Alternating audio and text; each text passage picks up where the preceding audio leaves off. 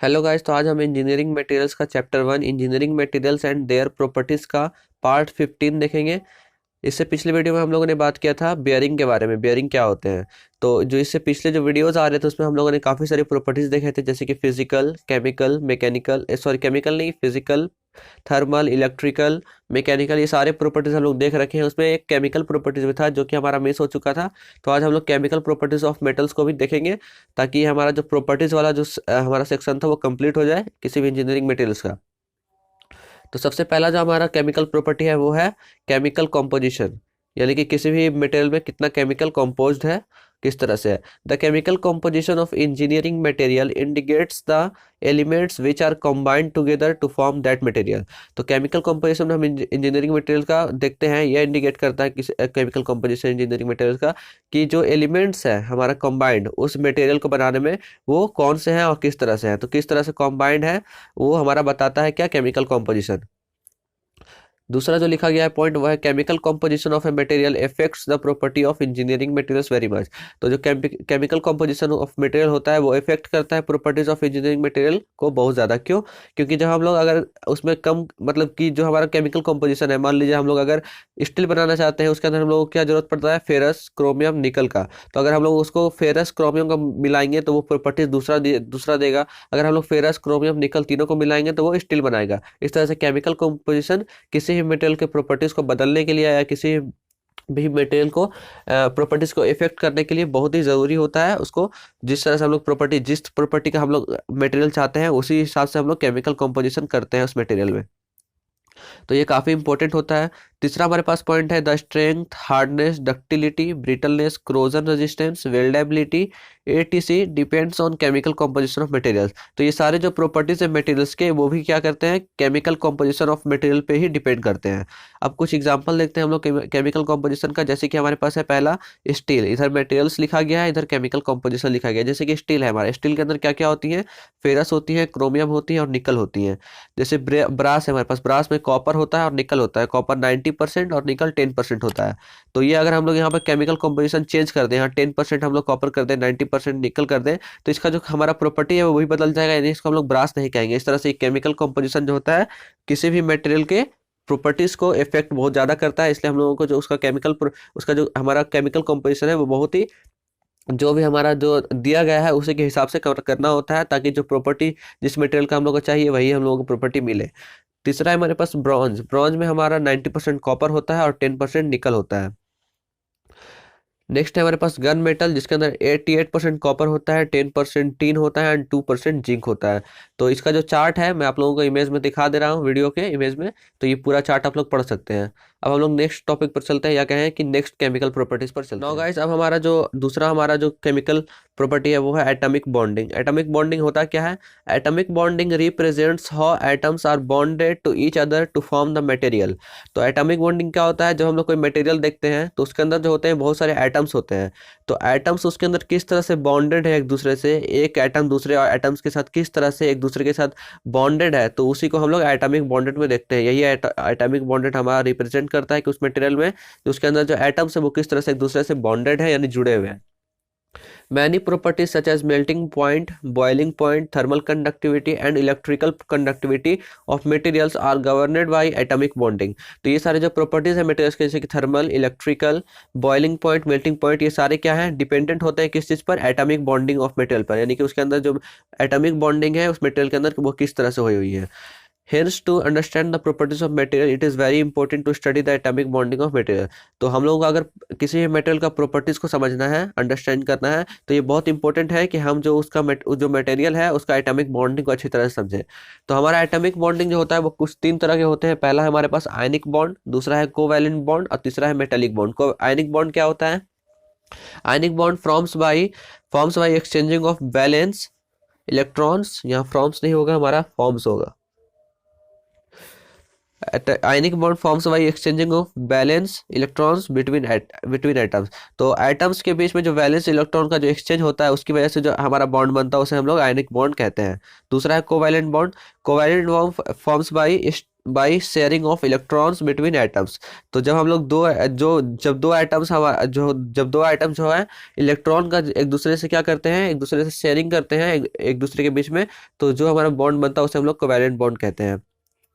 यहाँ पर हमारा वैलेंस इलेक्ट्रॉन का एक्सचेंज होता है, यहाँ पर इलेक्ट्रॉन्स का एक्सचेंज होता है एटम्स के बीच में, और इससे जो हमारा बॉन्ड बनता है वो होता है कोवैलेंट बॉन्ड। तीसरा है हमारे पास मेटेलिक बॉन्ड, और ये कैसे फॉर्म होता है, ये जो हमारा मेटल्स में पाया जाता है, found in metals, metallic bond. इस तरह से दूसरा प्रॉपर्टी हम लोगों का जो केमिकल प्रॉपर्टी है वो कंप्लीट हुआ। हम लोग देखते हैं तीसरा प्रॉपर्टी जो कि है क्रोजन रेजिस्टेंस। क्रोजन क्या होता है पहले ये देखते हैं, उसके बाद हम लोग क्रोजन रेजिस्टेंस देखेंगे। तो क्रोजन क्या होता है, corrosion is a gradual chemical और electrochemical attack on a metal by its surrounding medium. तो क्रोजन एक ग्रेजुअल केमिकल और इलेक्ट्रोकेमिकल अटैक है on a material by its surrounding medium. तो उसको सराउंडिंग के द्वारा जो उसको केमिकल अटैक मिलता है या जो इलेक्ट्रोकेमिकल अटैक मिलता है उसकी वजह से जो हमारा मटेरियल जो क्षय होने लगता है, यानी क्रोजन होने लगता है, उसी को हम लोग क्रोजन कहते हैं। Due to the corrosion metal starts getting converted into an oxide. तो जब कोई मेटल क्रोजन होता है किसी मेटल के साथ, तो जो वो हमारा मेटल है वो ऑक्साइड के रूप में कन्वर्ट होने लगता है। क्यों? क्योंकि जो क्रोजन होता है वो किसकी वजह से होता है, ऑक्सीजन, वाटर या नमी की वजह से होता है। तो इसकी वजह से वो ऑक्साइड में बदलने रहता है, क्योंकि कोई भी मेटल जब हमारा ऑक्सीजन के साथ हमारा रिएक्शन करता है तो वो ऑक्साइड फॉर्म करता है, तो वो ऑक्साइड फॉर्म करने लगता है, ऑक्साइड के रूप में कन्वर्ट होने लगता है। सैल्ट और some other compound corrosion of a materials is affected by many factors। तो वो ऑक्साइड के रूप में भी कन्वर्ट हो सकता है, सॉल्ट के रूप में भी कन्वर्ट हो सकता है, और सब अदर कंपाउंड और दूसरे कंपाउंड के रूप में भी ये कन्वर्ट हो सकता है। Corrosion of a metals is affected by many factors such as air, industrial atmosphere, acid bases, salt solutions and solidity. तो जो हमारा क्रोजन होता है किसी मटेरियल का वो काफ़ी सारे फैक्टर्स पर डिपेंड करता है, जैसे कि एयर पर, इंडस्ट्रियल एटमॉस्फेयर पर, यानी कि जो इंडस्ट्री है जहाँ ये मटेरियल्स बन रहे हैं उसका एटमॉस्फेयर कैसा है, एसिड बेसिस पर, सॉल्ट सॉल्यूशन पर एंड सॉइल, मिट्टी पर। तो इन वजह से जो है हमारा क्रोजन होता है किसी मटेरियल का। Due to corrosion the strength and life of a material is reduced. तो जो जब किसी मेटल का क्रोजन होने लगता है तो उसका जो स्ट्रेंथ होता है उस मेटल का वो भी कम जाता है, और जो हमारा उस मेटल का जो लाइफ होता है यानी जो उसका ड्यूरेबिलिटी होता है वो भी कम जाता है, वो भी रिड्यूस हो जाता है। अब देखते हैं हम लोग क्रोजन रेजिस्टेंस क्या होता है। ये हम लोग पढ़े क्रोजन क्या होता है। तो जो क्रोजन को रेजिस्टेंस करने वाली यानी क्रोजन को रोकने वाले जो मटेरियल्स होते हैं उन्हें हम लोग क्रोजन रेजिस्टेंस कहते हैं, corrosion resistance of a material कहते हैं। तो is the ability of a material to resist the oxidation in atmosphere condition etc। तो हमारा क्रोजन किस वजह से होता है, ऑक्सीजन के संपर्क में आने की वजह से होता है। तो अगर हम लोगों को कोई ऐसा मटेरियल मिल जाए जो ऑक्सीडेशन को क्या करे, रजिस्ट करे, उसकी वजह से क्या होगा, वो मेटल जल्दी क्रोजन नहीं होगा। तो is the ability of a material, तो मेटल का वह एबिलिटी जो ऑक्सीडेशन को रजिस्ट करता है, यानी ऑक्सीजन से रिएक्शन नहीं करने देता है, वो उसको रजिस्ट करता है जो एटमॉस्फेरिक कंडीशन में मिलती है, हमें जो ऑक्सीजन मिलती है। Generally, pure metals such as iron, copper, aluminium, etc. gets corroded in slowly in atmosphere. To avoid the corrosion of these metals in pure form, we use these metals in the form of alloys। तो generally जो हम लोग pure metals लेते हैं जैसे कि iron, copper, steel, iron, copper, aluminium, ये सब क्या होते हैं, जो स्लोली हमारा जो एटमॉस्फेयर होता है उसके अंदर ऑक्सीजन के संपर्क में आने से वो क्रोजन होने लगती है उन मेटल्स का। तो इसकी जगह पर, प्योर मेटल्स की जगह पर हम लोग एलोइस का यूज़ करते हैं, जिसके अंदर जो हमारा स्टेनलेस स्टील हो सकती है, brass, bronze, German silver, gun metal, ये सब हो सकती है। तो ये सब क्या है, चूंकि ये दो मेटल्स का एक अलॉय है और इसमें ऐसा प्रॉपर्टी आ जाता है कि वो क्रोजन को रजिस्ट करता है, और जो ऑक्सीजन है उसके साथ हमारा रिएक्शन नहीं करता, जिसकी वजह से इन मेटल्स का हमारा क्रोजन नहीं होता। इसलिए हम लोग जनरली प्योर मेटल्स का यूज़ ना करके इस तरह के एलोइस का यूज़ करते हैं। Pointing painting and casting are also methods of corrosion resistance. तो पेंटिंग करना, कास्टिंग करना, ये भी कुछ मेथड्स है क्रोजन रेजिस्टेंस को के लिए, यानी क्रोजन को रजिस्ट करने के लिए। चौथा प्रॉपर्टी है हमारे पास एसिडिटी एंड एल्काइनिटी। एसिडिटी जो होता है वो होता है एसिड के कारण, एल्काइनिटी जो होता है वो होता है बेस के कारण। तो ये मटेरियल इज एसिटिक और एल्केन, it is decided by the pH value of the material. तो ये जो एसिटिक और एल्केन जो हमारा प्रॉपर्टी है, ये जो हमारा ये जो है प्रॉपर्टी है, वो किस वजह से होता है, पीएच वैल्यू के, वो पीएच वैल्यू उस मटेरियल में कितना है इस पर डिपेंड करता है या उसी से डिसाइड होता है। PH value of a material varies from 0 to 14। तो हम लोग जानते हैं कि पीएच वैल्यू जो होता है 0 से लेकर 14 तक वेरी करता है, यानी कि पीएच वैल्यू का जो स्केल होता है वो 0 to 14 तक होता है। PH value of 7 is considered to be neutral. तो जो पीएच वैल्यू 7 होता है वो उसको न्यूट्रल कहा जाता है, यानी वो क्या होता है, न्यूट्रल होता है। और ordinary water is having pH value of 7। जो ऑर्डिनरी पानी होते हैं उसकी जो पीएच वैल्यू होती है वो 7 होती है, ना तो वो एसिटिक होती है और ना ही बेसिक होती है। The materials which are having pH value below 7 are called acidic and materials which are having pH value greater than 7 are called एल्केन। तो मैंने जैसे आप लोगों को बताया कि जो एसिटिक होती है यानी जिसका पीएच 7 से कम होता है, नीचे होता है, उसको हम लोग एसिटिक कहते हैं, ऐसे मटेरियल को एसिटिक मटेरियल कहते हैं। और जो मटेरियल का जो पीएच वैल्यू वो 7 से क्या होता है, ग्रेटर होता है, उसको हम लोग एल्केन कहते हैं। एसिडिटी और एल्केनिलिटी of material indicates that how they react with other metals. तो एसिडिटी और एल्केनिलिटी जो मटेरियल का है प्रॉपर्टी है, वो ये इंडिकेट करता है कि जो मटेरियल है वो किस तरह से दूसरे मटेरियल के साथ हमारा रिएक्ट करेगा, रिएक्शन करेगा। पांचवा प्रॉपर्टी है हमारे पास, in general except for mercury all other metals are in solid state at room temperature but mercury belongs to a liquid state. तो इन जनरल हम लोग देखें तो जो मरकरी को छोड़कर, मरकरी को एक्सेप्ट करके ऑल जो अदर मेटल्स है वो सभी सॉलिड स्टेट में होते हैं रूम टेम्परेचर पर। लेकिन जो मरकरी जो हम लोग एक्सेप्शन है वो क्या होते हैं, लिक्विड स्टेट पर होती है। तो ये भी आप लोग याद रखिएगा, ये पहले ही आप लोग जानते होंगे, मैंने यहाँ पर जनरली एक सिर्फ लिख दिया है ताकि आप लोगों को ये रिवीजन हो जाए। तो ये हमारा जो केमिकल प्रॉपर्टीज था, तो यहाँ पर हम लोगों का 5 केमिकल प्रॉपर्टीज कंप्लीट हुआ। अब हम लोग देखते हैं 6th प्रॉपर्टी।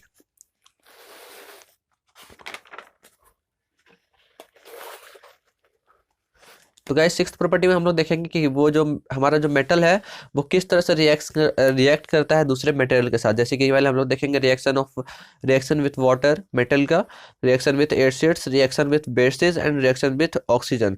तो हमारा जो मटेरियल है, ये जो मेटल है, वो वाटर के साथ रिएक्शन करके हम लोगों को क्या देता है और क्या होता है जब वो वाटर के साथ रिएक्शन करता है। तो only highly reactive metals reactive with water and not all the metals. तो ऐसे मेटल जो सबसे ज़्यादा मतलब कि काफ़ी ज़्यादा हाईली रिएक्टिव होते हैं वही सिर्फ वाटर के साथ रिएक्ट करते हैं, जबकि सभी मेटल्स हमारा जो वाटर के साथ रिएक्ट नहीं करती हैं।